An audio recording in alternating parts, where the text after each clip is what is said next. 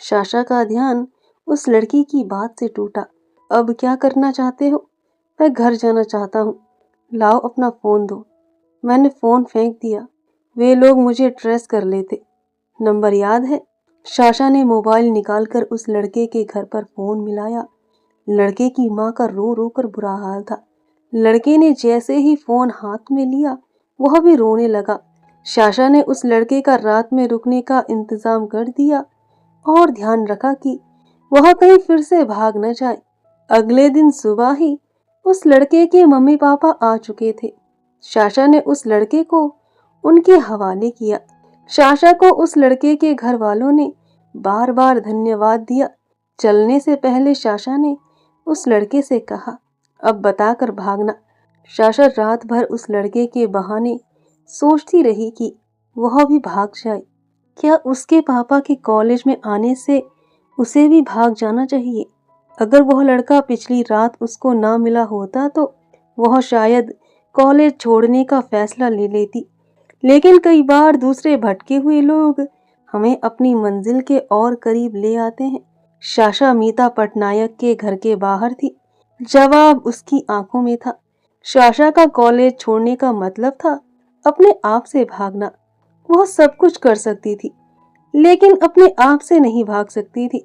वह इस जिंदगी का सबसे अहम इम्तिहान देने के लिए तैयार थी। मनोज साल्वे बड़े से ऑफिस में अपने सीए के साथ बैठा था। सीए सामने लगे बोर्ड पर सब हिसाब किताब कर चुका था। मनोज, तुम श्योर हो कि ये करना है? कोई और ये करता तो मैं कहता कि फाइनेंशियल सुसाइड है, लेकिन तुम्हारे जैसे लोग ये काम कर सकते हैं। मनोज अपनी जगह से उठा और सामने बोर्ड पर लगे नंबर देखे और बोला, मुझे ये करना है। उसने अपनी असिस्टेंट प्रियंका को मैसेज किया कि ऑफिस में सभी को इकट्ठा करो, 10 मिनट में मुझे मीटिंग लेनी है। सीए वहीं बैठा हुआ अपनी छोटी सी डायरी में हिसाब किताब लगा रहा था। वह एक बार फिर क्रॉस चेक कर रहा था कि कहीं उसके हिसाब में कोई गड़बड़ तो नहीं है। बाहर लोग इकट्ठा हो चुके थे। लोगों की आवाजें आ रही थी। मनोज के ऑफिस में काम करने वाले लोग पिछले एक हफ्ते में काफी परेशान हो चुके थे। सभी को अपने भविष्य को लेकर चिंता थी। कुछ लोगों ने फॉर्म छोड़ने का मन बना लिया था। इस देश में इमेज ही सब कुछ है।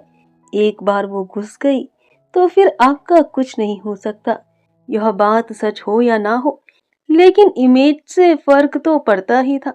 वकालत हो या पॉलिटिक्स, कुछ धंधे इमेज से चलते हैं।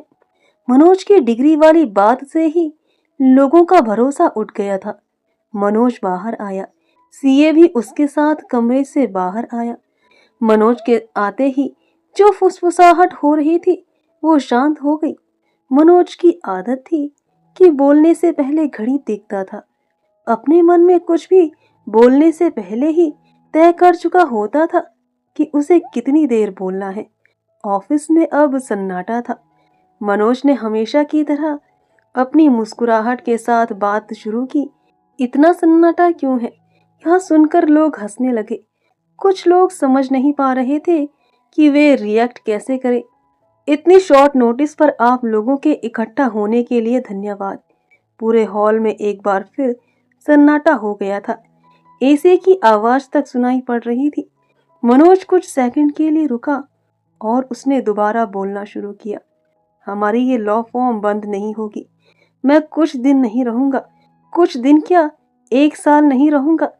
मैं कॉलेज जा रहा हूँ दोबारा पढ़ाई करने। अगले 6 महीने की पूरी सैलरी आपको बोनस की तरह इस महीने क्रेडिट हो जाएगी। ये सुनते ही हॉल में अचानक हलचल मच गई। मनोज हंसा। चिंता मत कीजिए, आपने सही सुना है। अगले 6 माह की सैलरी एक बार में आपको मिल जाएगी। मुझसे कुछ गलतियां हुई है। गलतियां सही करने की ना कोई उम्र होती है, ना ही कभी उसके लिए डरना चाहिए। हमने अभी तक बहुत अच्छा काम किया है। मैं चाहता हूँ मेरे यहाँ न रहने पर हम अभी तक का सबसे अच्छा काम करें। कुछ देर पहले जो माहौल बेचैनी भरा था वो हल्का हो चुका था। कुछ लोग माहौल को हल्का कर देते हैं। मनोज को यह काम बखूबी आता था। कब किसी केस में राई को पहाड़ कर देना और अगले ही पल पहाड़ को तोड़कर एक पल में राई कर देना। ऑफिस के नए इंटर्न ने मनोज से बहुत सवाल पूछे। मनोज पूरी ईमानदारी से सबके जवाब दे रहा था कि तभी एक लड़की ने पूछा, सर आपने अपनी डिग्री पूरी क्यों नहीं की थी? झूठ क्यों बोला? इस सवाल से सब सकते में आ गए। सबको लगा अभी तो अच्छा माहौल बना था और ऐसे में ये सवाल सब कुछ बिगाड़ ना दे। मनोज ने उस इंटर्न को ध्यान से देखा और कहा, ये बहुत अच्छा सवाल है। मैं सोच ही रहा था कि अभी तक ये किसी ने क्यों नहीं पूछा, लेकिन इस सवाल का जवाब मैं लौट कर दूंगा। मनोज कुछ सेकंड रुका। हो सकता है मेरे लौटने से पहले ही इसका जवाब आपको मिल जाए। मनोज दोबारा अपने कमरे में आ चुका था। 6 महीने की सैलरी के पेपर्स पर साइन करते हुए उसे हल्का महसूस हुआ। कुछ बोझ धीरे धीरे उतरते हैं, कुछ को उतरने में उम्र लग जाती है और कुछ कभी उतर नहीं पाते। आखिरी पल में वही एक आध बोझ सांस पर भारी पड़ते होंगे। आदमी पश्चाताप के बोझ तले मरने के लिए अभिशप्त है। मनोज अब अपने जीवन के हर एक बोझ से मुक्त होना चाहता था। मनोज की डिग्री वाली बात निकले हुए 1 हफ्ता बीत चुका था और अब भी अखबार रोज एक से एक नए सनसनीखेज खुलासे कर रहे थे। मनोज ऑफिस से निकलकर उस दिन काफी हल्का महसूस कर रहा था। उसने कार में बैठकर कॉल लगाया।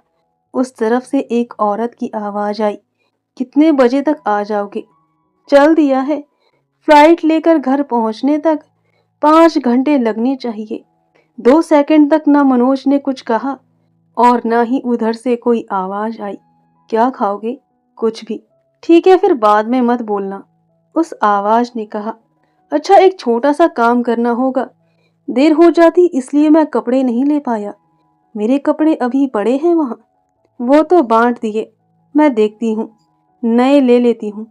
साइज याद है? टीवी पर देखा अभी तुमको, साइज बदला नहीं है तुम्हारा। मनोज ने गजल को थोड़ा तेज किया। कुछ ही देर में वह एयरपोर्ट पर था। फ्लाइट में बैठते ही उसे नींद आ गई। एयर होस्टेस उसे उठाने आई। सर गोवा आ गया है। मनोज झटके से उठा।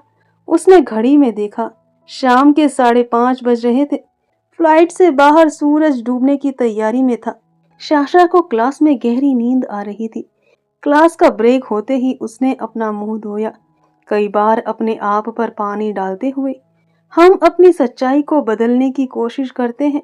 बार बार पानी डालने से सच्चाई भले ना बदले, सच्चाई का सामना करने की हिम्मत हम ऐसे ही पलों में पाते हैं। शाशा की आंखें लाल थी।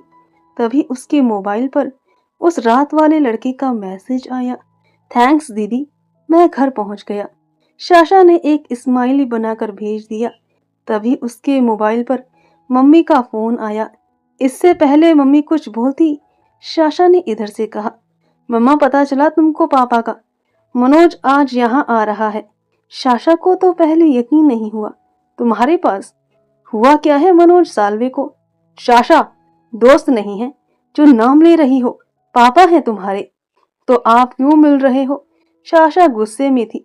शाशा की बात अभी पूरी नहीं हुई थी कि क्लास में बुलावा आ गया। शाम को बात होती है, मम्मी ने कहा। मुझे नहीं करनी बात, शाशा ने जवाब दिया। कॉलेज में गेस्ट लेक्चर था जिसको अटेंड करना कंपलसरी था। लेक्चर शुरू हो चुका था और शाशा की नींद उड़ चुकी थी। वह बेमन से ऑडिटोरियम में जाकर बैठ गई। कुछ सूखे पत्ते, कुछ किताबें, थोड़ा सी धूप, चुटकी भर रात, अंजुलि भर पहाड़ और घर के पीछे तालाब भर समंदर। दुनिया को अगर किसी लड़की ने बनाया होता तो उसमें बस इतनी ही चीजें होती। प्रिया ने अपनी नई दुनिया इन्हीं छोटी मोटी चीजों से बनाई थी। गोवा के छोटे से लेकिन सुंदर घर में प्रिया चाय बना रही थी। इस घर में समंदर दिखता था, दूर से गाने की आवाज आ रही थी। घर खुला हुआ था इसलिए सामने से अच्छी हवा घर में आ रही थी। इस घर को प्रिया और मनोज ने खरीदा था कि रिटायर होने के बाद वे यहाँ आकर रह सके।